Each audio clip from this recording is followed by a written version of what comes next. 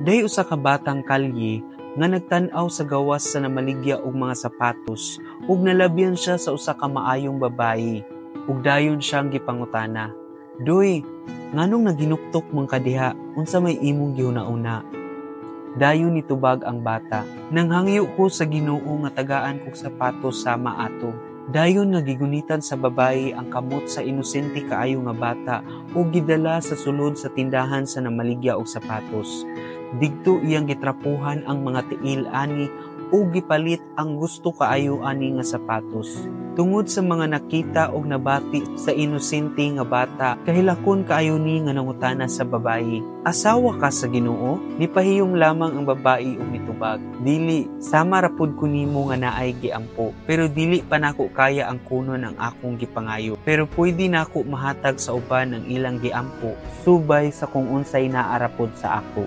Moral, una, kitang tanan diri sa kalibutan na ay gipangayo o gihangyo sa Ginoo. Ug kun wala pa niabot ang atong katubagan, basin pwede nga kita say mamahimong katubagan alang sa uban. Ikaduha, dili tanan nakasabot sa kamaayo sa Ginoo, pero pwede ninimo ipakita o ipabati sa ila pinaagi sa imong kinabuhi. Remember nga ang kamatayon ni Jesus Christ para sa atong kaluwasan dito ra nahitabo sa Calvary. Pero karon, ang kaluwasan naa na sa inyong balay, naa na sa inyong gitrabahuan, tungod kay naa kadigto nga nakadawat ug nakasabot sa kamaayo sa Ginoo.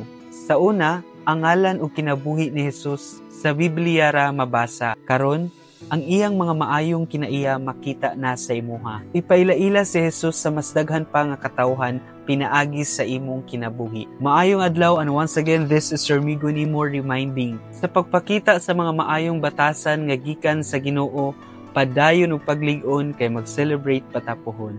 God bless everyone. Ug kung nangita ka og mga t-shirt nga sama ani akong ginasuot sa atong mga videos, makahimo ka pagpalit ani diha sa atong Yellow Basket or didto sa atong TikTok account. I-search lamang ang Migo Nimo aron makapili ka sa imong mga gusto. God bless everyone.